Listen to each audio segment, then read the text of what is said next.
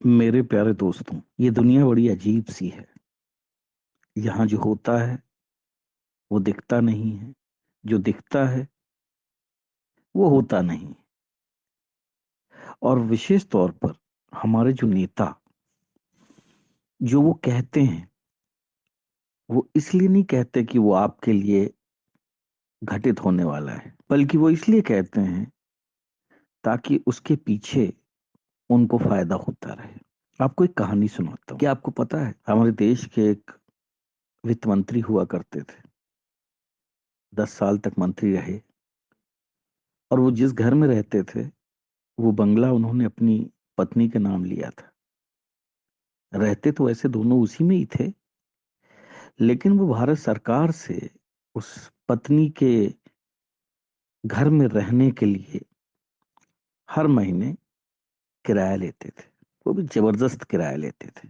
अब चूंकि उनकी पत्नी मकान मालकिन थी और वो मंत्री भारत सरकार के थे, और पति पत्नी भले ही एक घर में रहते थे, लेकिन उनका हक तो बनता ही था। यही कारण है कि आज वो लोग, जो नई संसद बन रही है, उसका विरोध कर रहे हैं। पूछिए क्यों? इस सेंट्रल विस्टा का विरोध क्यों हो रहा है?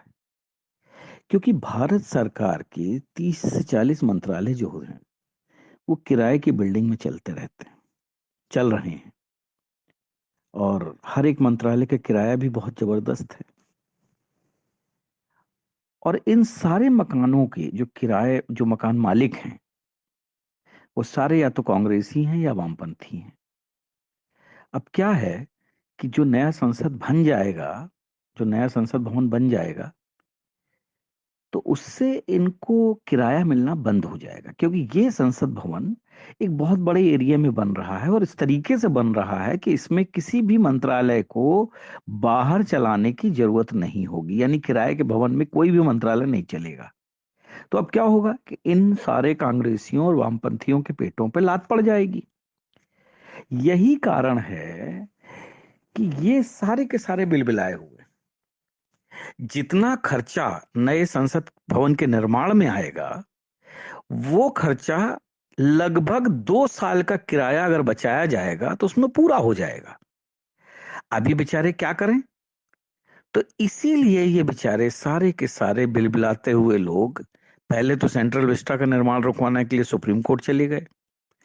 अब सुप्रीम कोर्ट ने जब इनको लात मारी और 1 लाख रुपए का जुर्माना लगाया, तो वहां से बिलबिलाते हुए चले आए। क्योंकि सुप्रीम कोर्ट को पता था कि ये क्यों इतना चिचिया रहे हैं। अब सवाल ये है कि ये इसलिए नहीं विरोध कर रहे हैं सेंट्रल विस्टा का, जो जनता सोचती है कि साहब ये इतना पैसा जो है गरीबों पे और किसानों पे खर्च होता तो ऐसा हो जाता, और पढ़ाई पे होता, स्कूल बन जाते, ये वो वगैरह वगैरह। इनको स्कूल, पढ़ाई, किसान, इन सब की कोई चिंता नहीं है।